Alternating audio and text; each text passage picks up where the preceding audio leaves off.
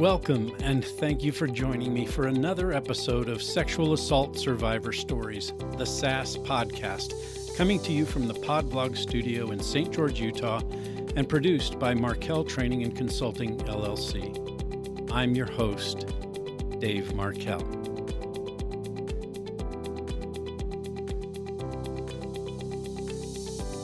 Hey everyone, welcome back.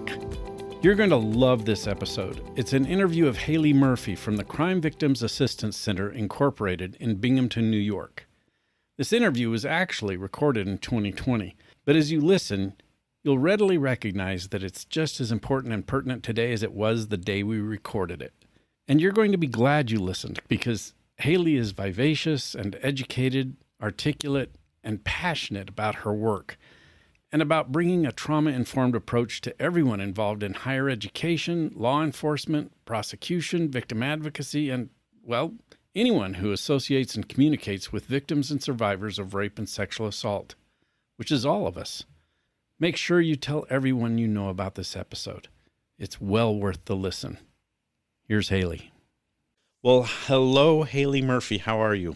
I'm doing good, Dave. How are you doing today? I'm doing wonderful myself. Haley, let's go back in time a little bit and have you tell our listening audience a little bit about your background and experience in working with survivors of sexual assault and interpersonal violence.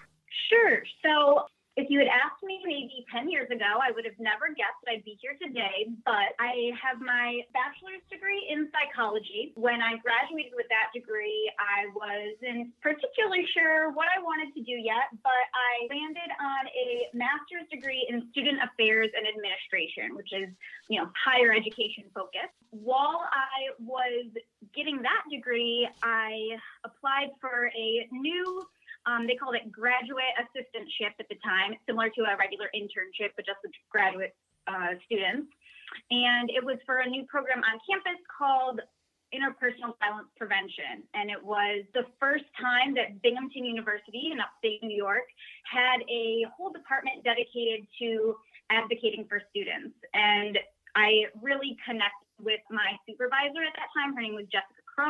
I still am very close with her and think she's a personal mentor of mine. And she really opened my eyes to the world of victim services, how they're based in feminist theory. And throughout that program, I connected with other students who had been victimized and or were passionate about the same things, interpersonal violence prevention, that I was interested in and becoming more and more passionate about as my studies went on. I graduated in 2012 and was kind of all over the place doing different things. But when I was in Binghamton, I worked with an agency called Crime Victims Assistance Center. And in 2016, I saw that they were hiring for an advocate position. And I applied and I got that position. And so I kind of went back to my roots of graduate school, also kind of where I grew up. So it was a community organization that's been in the area actually for 40 years. We just celebrated our 40th anniversary last year. And they've been serving victims of crime in the Broome County, upstate New York area for 40 years.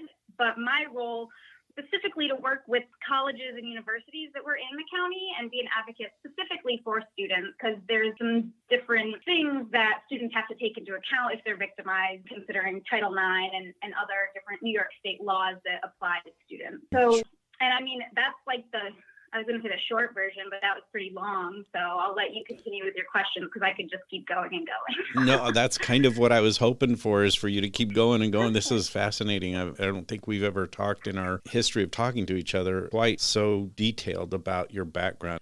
Let's get back to the present then. So that's what's been going on. That took about the last 10 years, you said, of kind of getting your degree and your master's and working towards this position that you have now. So tell us about your current work and what led you to do what you're doing with the Crime Victims Assistance Center now.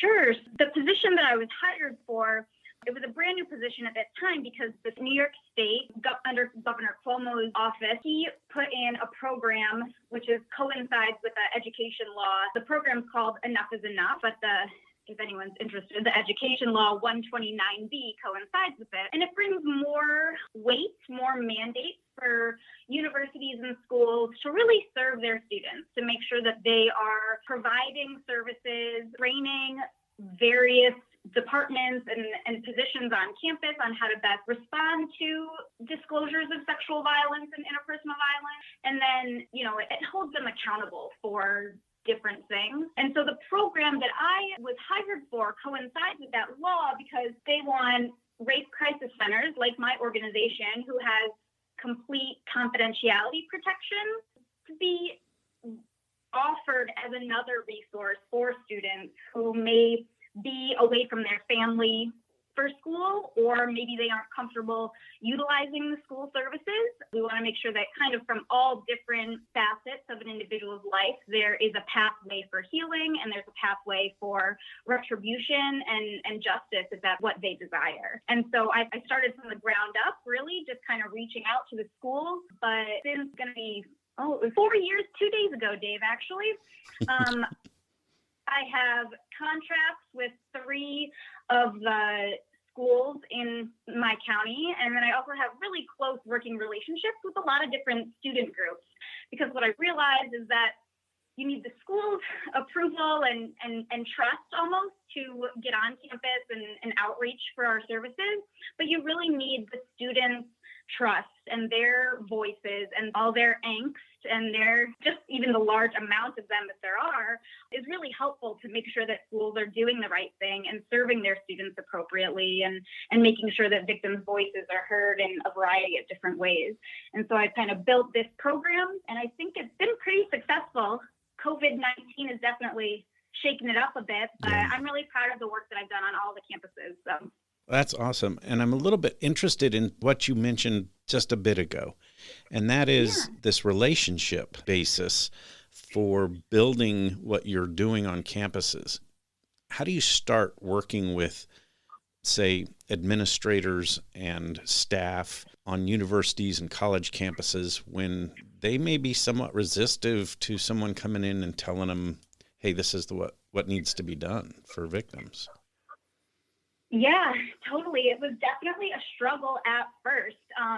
When Enough is Enough program was enacted, when that law was first put in place, it really put the schools kind of on blast about which ones are doing things right, which ones are doing things wrong. Sure. And I think it really shook up the administration's thoughts on what they were doing. And so they're dealing with that internally. And then here I come being like, oh, hello, I'm even a more local body that can call out the schools. And so I definitely understand where the pushback was at the beginning. But, I didn't give up. I kept trying to explain to them in a variety of different ways that I was really there to help them, to make sure that they were following the mandates from the state, from the governor's office, doing them correctly. And if they couldn't get outreach to a certain population of students, or they couldn't get a certain faculty number trained, that my role and my agency's role was really just to support them in doing that. And so it took a little while to have them realize that I wasn't there to call them out on anything that they may have not been doing right, even though I also made it clear that I definitely would. But that I was also there to help them and assist them. And really, we had the same goal. The same goal was to support the students, make sure the students had a holistic educational experience. And if someone experiences trauma, then that's not going to be able to happen. We wanted to make sure that their students had the opportunities all around and from all different facets to get the support that they needed. And once I kind of got them to realize that, I have really good working relationships with all of the schools now. That sounds amazing and really hopeful. So those dynamics that you mentioned also a little bit ago with regard to victims, for instance, just one dynamic. If they're a victim of sexual assault or interpersonal violence and they're away from home, how do you address that initially? And let's talk a little bit about those victim dynamics that you're trying to make those victims realize that your goal is ultimately their safety, their protection, and their healing. What do you do with that? So, when I go and talk, a lot of times I've been invited to just talk to a group of students. And so it's hard to really connect with the students on the level that's needed in those, that dynamic. But what I always say is that whether someone who's been victimized or thinks that they've experienced a sexual assault or isn't sure, I can be that confidential outlet to hear their story, talk to them through some pieces maybe that they don't understand or aren't sure about, and explain to them all the different options that are available to them. Because as listeners may or may not know, there's the choice to report to police or not to. There's the choice to report to school or not to. And each of those actions causes some sort of reaction. And that can be really, really overwhelming for someone who's experienced trauma, especially a sexual assault. And I really think that having a basis of understanding what their options are allows them to feel more in control and more, have the whole process be more therapeutic really from the get-go.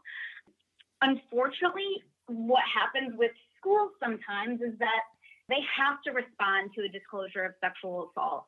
And so when they maybe a RA reports to their supervisor that resident, whoever was assaulted or experienced assault, the school has to outreach to them in some way.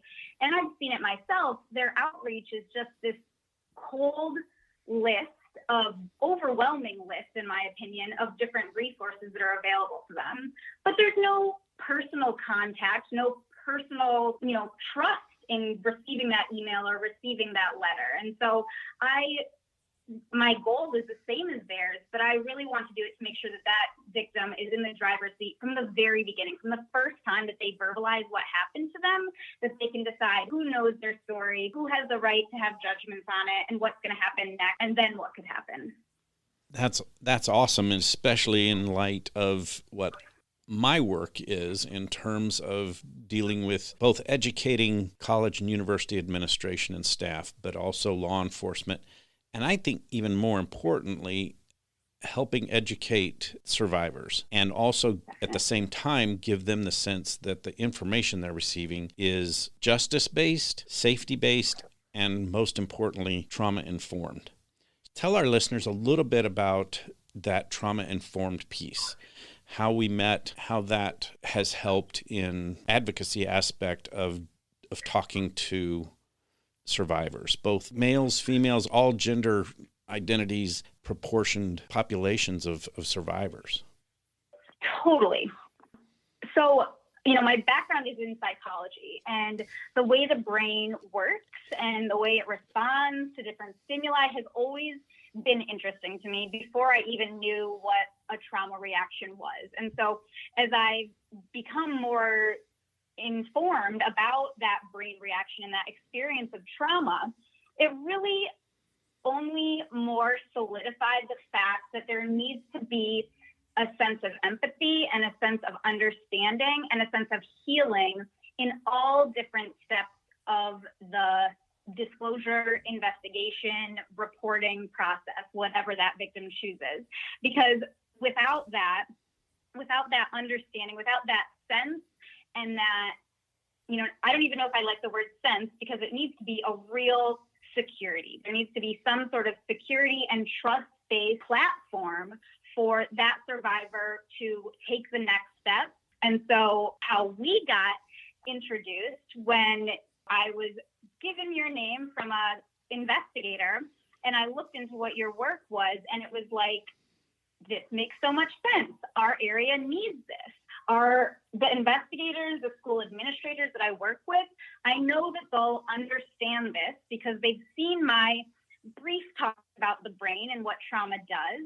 And I need them to take that and plug it into the work that they're doing, because they're doing it with good intention. But if they don't understand that trauma piece, they really can enact more harm on a victim, or just solidify that victim with the reason that they didn't want to come forward to begin with. And when more victims come forward and feel safe to do so and feel heard and feel supported, it's really the first step for us to abolish violence in general and have some justice for individuals who experience violence. And so I think the work that you do is so important, because it really is affecting the systems that we're all kind of forced to work within.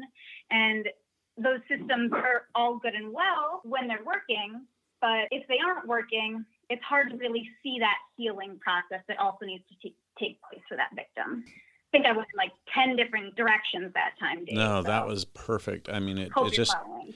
well, it's such a simplistic concept, but the aspect of putting it into action is complicated because the brain is complicated, trauma is complicated, and everybody's experience, every single person's experience is so individual. And that's important to realize if you're in this work. And it sounds like you have such an amazing grasp, which is exactly why I wanted you as one of my guests, is to help people grasp that you grasp what it is that's going on with regard to all of these dynamics that you've mentioned, that security platform. I think that's a great terminology to use in terms of where you're coming from for communicating with survivors and having them communicate back. Tell me about the sense of giving them control. You mentioned that obviously they don't have to report to police. They don't have to be detailed in their report to administrators, even though the police and college university administrators want to have that report and want to be able to do something. It's just not always what's best for the survivor. Talk a little bit about that if you could. Yeah, just like you said, everyone's experience is different. And so the way that they cope with experiences is going to be different, and their needs are going to be different. And healing, whether it's healing, a cut or healing a trauma or healing a past experience, it's not a clear-cut path. And for that path to be most successful and the return, or as close as you can get to normalcy or above and beyond who that survivor was before the assault, they need to really be in the driver's seat every single point of the process. To do that and to have all the tools in place to be the driver of their own healing, they need to understand and know about all the different options, and really feel like their voice is heard. If they report and then it goes to criminal court, all the steps in that process. If they report to me on campus and then maybe it goes to a student conduct office to press on campus judicial charges, they should still be, at the forefront and driving that process too.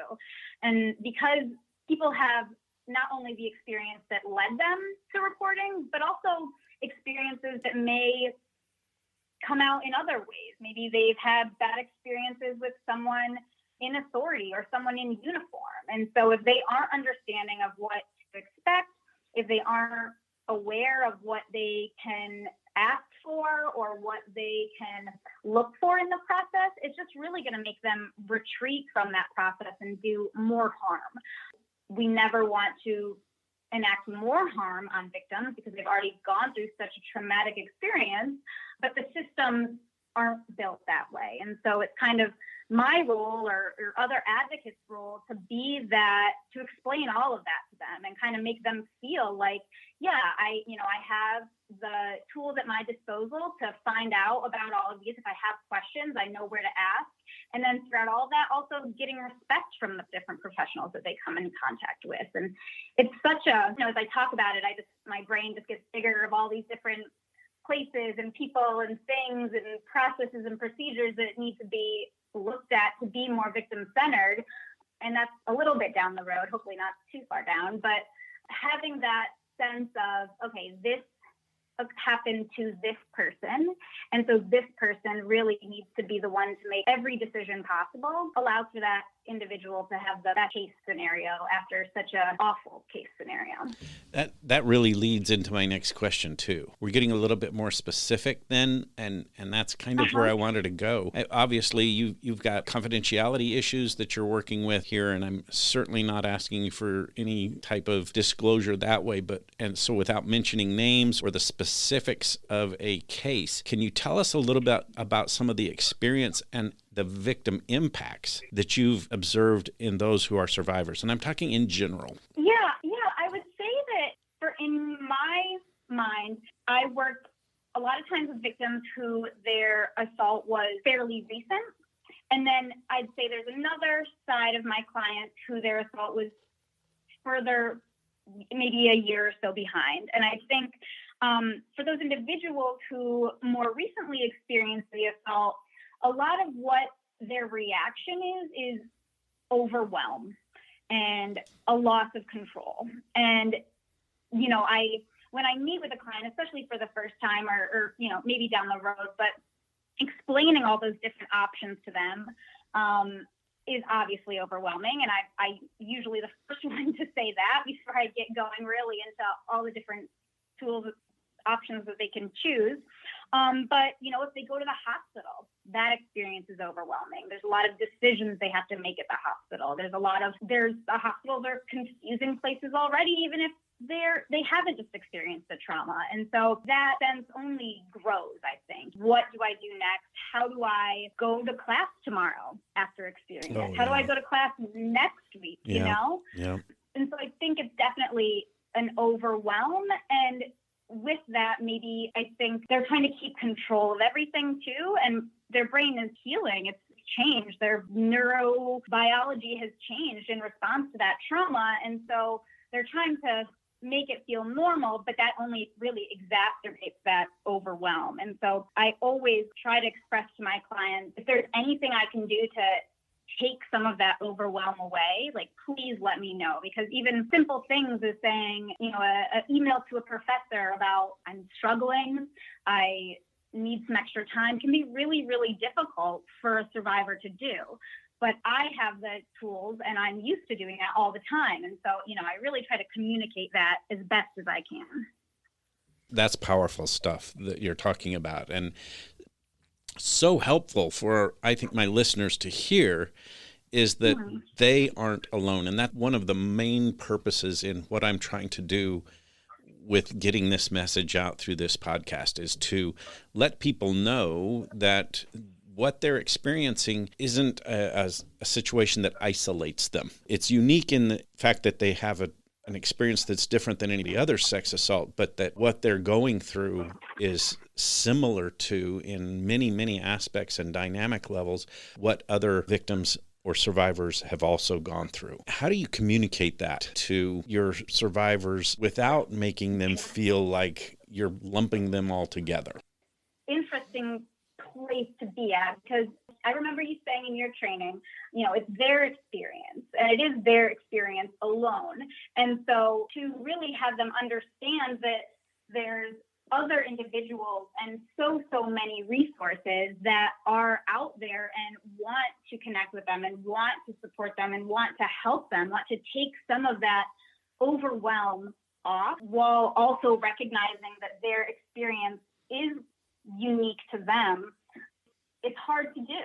I think especially with college students also, they're on their own for the first time. They're mini adults, I guess, and they feel like they kind of have to do it all, and they have to be the one to just pick them up by their bootstraps and keep going. And a lot of times I'm expressing to students that it's okay, we can take a break. You don't have to be this perfect person, because what happened to you obviously wasn't perfect. Someone chose to do this to you and it impacted you. It changed the way that you respond to normal everyday things. It's going to leave a lasting impression on you. And you want to, in some ways, honor that and allow yourself to heal the way that's going to be best for you. And that's not going to be, we don't get a letter written that says, here's how you heal from your trauma.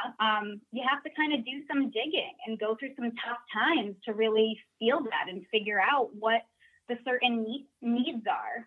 So it's really hard to have to communicate that to students, but I think that it's also a good conversation to have, so that they kind of expect what's to come. I think you're spot on with that, and it makes me go back to the thing that you said before with regard to that sense of empathy, that sense of understanding, and that sense of respect that you are showing to survivors, while at the same time offering services that you offer to every single survivor that you come in contact with. But that singularity aspect can be achieved, I think, from what you're telling me and what you've experienced, is that it's just that matter of getting across to them through talking to them in an empathic and understanding and respectful way that makes them feel like you care and that you're responding to their specific needs. Yeah, and we train advocates to answer our crisis line and help us with a variety of other things, and they always get so caught up on all the little details that we're giving them. But sentence that you just said, if I could just have you email that to me after this, you're there and you're showing them respect and you're showing that you care through your actions and how you're interacting with them.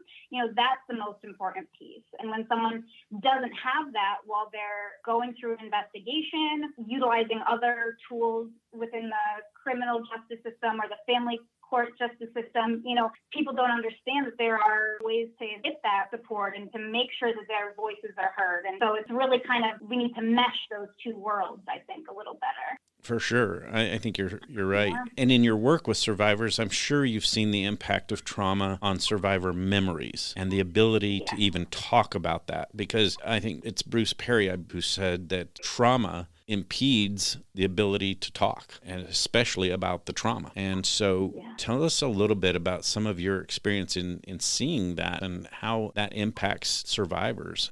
I've been really interested lately in how trauma is kind of stored in the body, separate from linguistics and being able to verbalize something. And so that's in complete stark contrast to what we need in investigation. And so it's definitely difficult. But I think when there's that understanding from the person who's asking those investigation questions or digging down into the situation, there needs to be that sense of empathy because it allows for those memories that may not have been in the forefront to really come out. And without feeling safe, without feeling secure, without feeling respected, and without the recognition that survivor is in or is still on that healing journey, they're not going to be able to answer those questions that may be really important to an investigation. And so it only shows more how those two worlds kind of need to marry. And I know that you are so integral and so passionate about doing that. So I'd love to get you back here and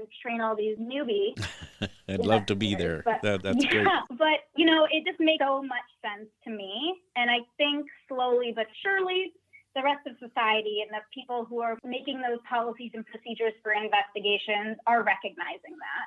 And I think it's really exciting for me to see, to be a part of. Yeah, and I love the fact that you mentioned that physical aspect of memory affecting the survivor. If I'm understanding what you're saying, it kind of coincides with what I've been taught, that somatic part of the memory and the trauma can actually have physical impacts on survivors. Talk a little bit about some of the physical impacts that you have seen in some survivors that you have personally observed. A lot of times we hear about PTSD and the reaction of that and what that kind of looks like. A lot of times, as you know, with veterans, but PTSD can really happen in anyone who's experienced their brain has responded to a trauma. Absolutely. And so a lot of, my students, maybe they're being asked by a school administrator, I need some certain details about this. They're seeing it. They can see it in their brain and kind of be able to process it and explain it so someone else can understand it. There's not the ability to do so. You probably know more than I do about the brain crossings and systems like that. But I just think it's so interesting and unfortunate that we ask so much about if they aren't doing their trauma-informed interviewing skills. You can see that struggle from that victim. You can see them clam up and feel frustrated and feel scared and feel traumatized all over again because they're reliving that trauma. But because it's not stored in their linguistic center and they haven't verbalized it to where it even makes sense to them, it's just not coming across. And as an advocate even, it's like, oh, I wish I could just get in your brain and tell this person what they want because I know it's there for you. But it's a different way of healing from it and categorizing it differently, I think, in the brain. And that takes a long time. So true. So true.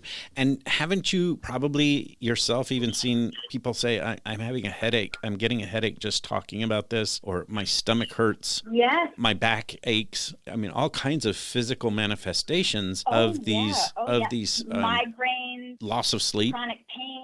Yep. Lack of appetite. What other kinds of things do you remember having seen? Again, I probably said this word a million times, but going back to that overwhelm, just kind of like, answering simple questions is difficult for them. They kind of get worked up, get caught up in their head, and then that overwhelms them with tears.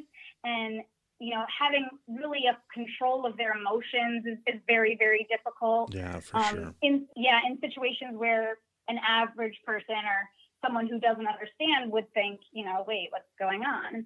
And so it's so hard to see. And I've been on my own healing journey of a variety of things, and I so wish that I could have them believe me that it gets better and things, get better and get a little bit back to normal. It's a new normal, but it is normal, and there is an end to those early trauma reactions because it's so painful, so hard to think about when I was in that time or what that feels like. And isn't even just this kind of education that you're giving survivors about what they're going through with those trauma feelings and overwhelming feelings and loss of appetite, isn't just the education that you give them about the fact that these are common responses to trauma encouraging to your survivors and helpful? Because that's hopefully what we're doing here today, is getting through a message that this is not uncommon. It's common responses.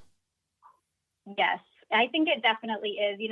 I am thinking of a client from this past year, and I remember meeting with her the first time. It was just like I was explaining, no control of the emotions, and explaining how she couldn't go to class and wasn't sleeping and eating.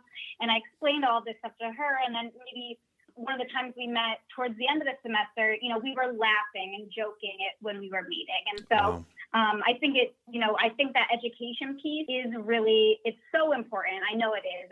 It is very helpful for survivors that these feelings will change. You will feel better. There is a tomorrow. There is healing. There's everyone who lives through that experience, they are survivors. And they have already survived something so heavy, and that they're only going to go on to survive more amazing things and heal in beautiful ways. It's great that I can see that happen with my clients and help them through it. It really is. It's transforming to advocates and I think investigators and prosecutors too, when they see these changes based on being properly informed and educated about how to respond initially to a survivor's story of sexual assault or interpersonal violence. Haley, with your permission, I'd like to read a little portion of an email that you sent me several years ago and kind of have you respond to that now. Sure. You said, in my role, I work with 4 campuses, upwards of 26,000 students as the sole confidential advocate, policy consultant, and prevention specialist, among other duties. Being that I'm not employed by these schools and instead employed by the local rape crisis center, I get to push back when school officials are not upholding all the rights of the victims. Unfortunately, even in my short time in this role, I have personally witnessed and worked with victims who've experienced instances of unfair treatment regardless of the rights that the new Enough is Enough bill grants them. That's the end of the quote. So tell me how that has maybe changed and what you have seen because of your pushback and because of your education to these institutions in positive ways. Everything that we've talked about in this conversation, Dave, is so what I would like to just bundle up and give to every single school administrator or police officer or prosecutor who comes into contact with a victim, because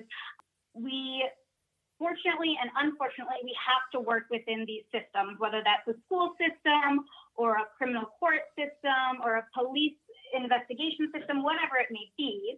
And those systems weren't always created with the best victim-centered, trauma-informed way of going forward, like we've been talking about. And so in my role, I've really been able to identify some glaring ways that these systems or these policies weren't trauma informed. And I get to, at first, very gently expose that to them and hope that they will change different policies and procedures, which has happened. But then if not, if those policies and procedures aren't changing and the systems continue to be hurting survivors and not victim-centered, I can point that out to a different audience. And my role allows me to have those different audiences. And so I think that it allows me and my organization as a whole to really be able to identify and make some change in these systems that have been in place for forever. I mean,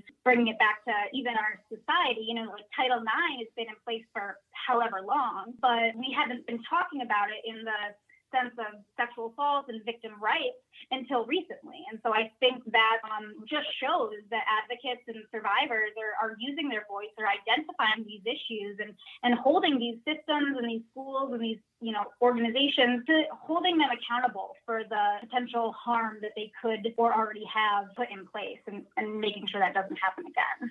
I'm sure you've seen some vast improvements in some of these campuses that you work with, but I'm also convinced that most probably, and we haven't talked about this before this conversation right here, but that most probably you're still getting some pushback. Can you address for us what kinds of things are still difficult for some administrators and staff members and law enforcement professionals and prosecutors have in accepting some of these concepts and ideas and systems that you're trying to enact?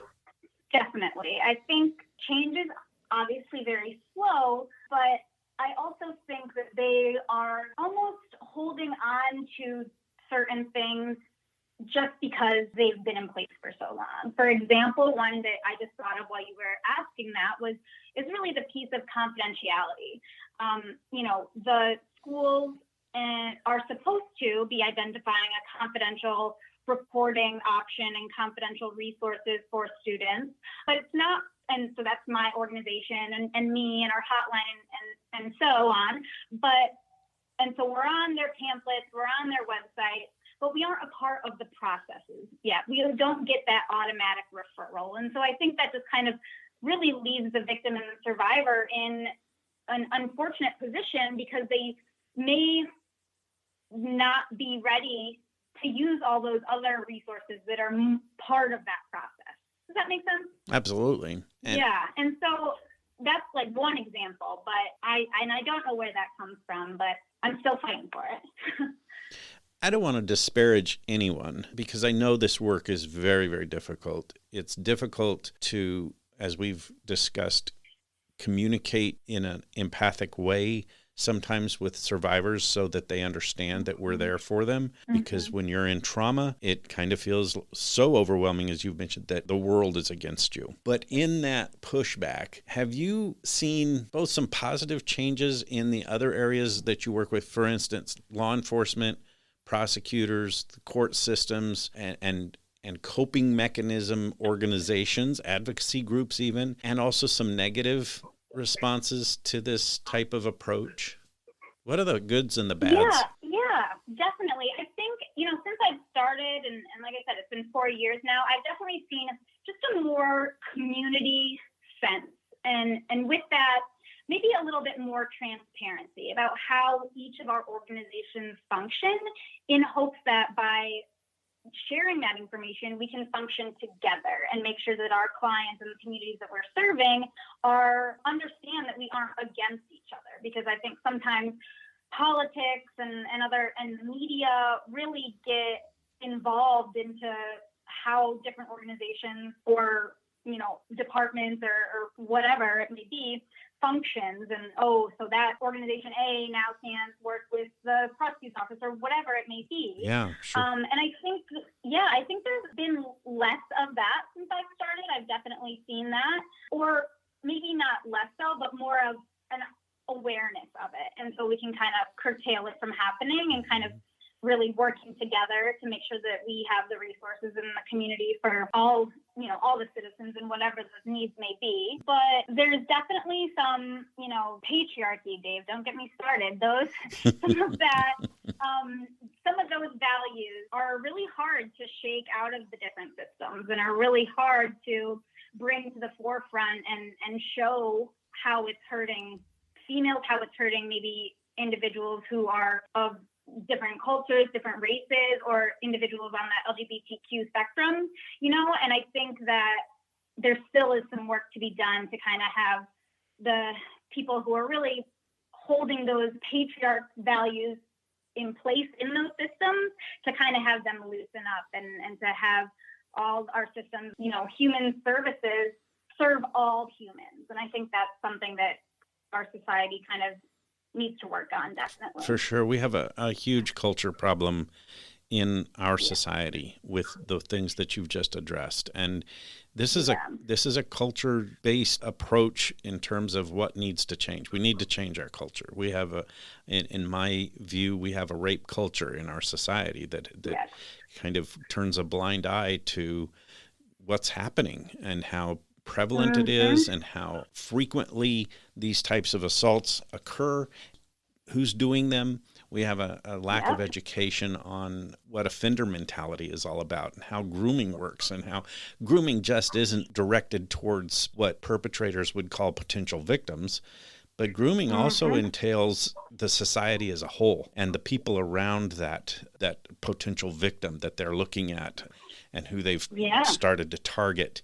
And so because of our culture, it makes it easier for perpetrators to enact that grooming aspect. And I think that's really a huge part of what it is that you're doing. What are some of the results of the advocacy efforts that you've personally been a part of? For instance, and I'm going to put you on the spot here a little bit. Okay. Do you have a sense of how your efforts have impacted your organizations from your personal input? What are you seeing because of your work? I can just say that CVAC, for whatever reason, my organization didn't have strong relationships with the schools in the area. And I am proud to say that I've really built those relationships up so much that it's almost like we are assumed to be at meetings and involved in different task forces across campus and on the different various campuses, which would have never been a fact before. And so I'm really proud of that. And because I know that that's just only going to continue, whether I'm here or not that I'm leaving. But I think that if the schools are assuming and expecting the community organizations to be a part of different task forces and to tackle different issues, it's only going to grow from there, and there'll be more services. I love hearing that. That is amazing. I'm really excited to hear that you're proud of your own work, and to me that makes all the difference in what you're doing in your future approaches and in your future motivation to keep doing what you're doing. In closing, Haley, tell us a little bit about how your efforts have impacted you personally. How has it changed your own life and your own outlook? I started in graduate school learning about victim services and interpersonal violence. I hadn't even really at that point identified that I also was a victim. And so, my life has been victim services pretty much since then. And so I've really had to put a focus on my own healing and my own self-care and make that important and make that a priority in my life, because I love the work that I do. I love the organization that I work for. I love the other people across the nation who do this work. It's just a fiery type of person that I really connect with. And I don't see myself leaving this work. But in order to continue, I know that I need to kind of hold space for myself and my own healing so that I can continue in a way that doesn't end up, burning me out or hurting me further. And I've just recently, not just recently, but in the past maybe 6 months, made it a part of my life to take care of myself and to have stronger boundaries and to, speak my truth where it needs to be spoken. And I'm proud of myself for that also, as well as all my work accomplishments. That is so powerful. And I think it's exactly what other survivors need to hear on this program, is that there is hope, there is coping mechanisms, there is healing. And I think you are a warrior and a hero because you are helping bring justice to victims and survivors. And that's what the goal of this podcast, Sex Assault Survivor Stories, is all about, is really empowering our survivors to feel like that there is justice for them. And that doesn't necessarily mean criminal court justice either. I'm talking about cultural justice, that they can feel heard, that they can feel listened to, that they can feel that sense of, as you mentioned before, we've talked about it, empathy and understanding and respect, so that they can grow from that trauma and become stronger and better off than maybe even they were before the trauma occurred, because now they've got so many resources. I really appreciate you, Haley.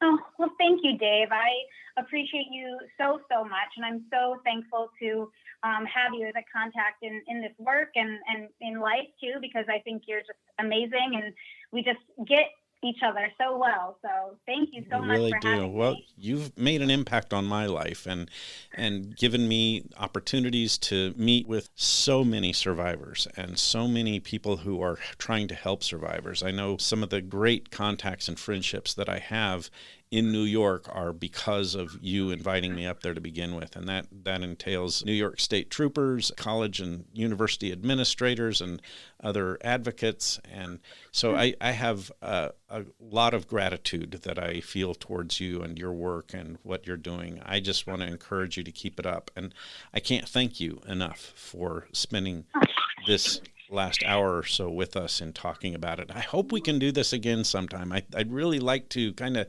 delve a little bit more into the whole cultural aspect of sexual assault and how our society really needs to change its culture and what we can do as individuals as well as organizations in changing our culture. Yeah, count me in for that whenever you're ready. Absolutely. Hey, thank you, Haley. I appreciate you, and we look forward to talking to you again in the future. Thank you, Dave. You have a great day. You too. Thanks. That does it for another episode of SAS. Thanks for listening. Listen to a new episode each week, and please remember to subscribe, rate each episode, and spread the word about this important podcast, because we all know someone who's been affected by sexual assault or rape. Remember to start by believing, and let's all do our share to help bring justice to victims of rape and sexual assault. We'll talk to you next week.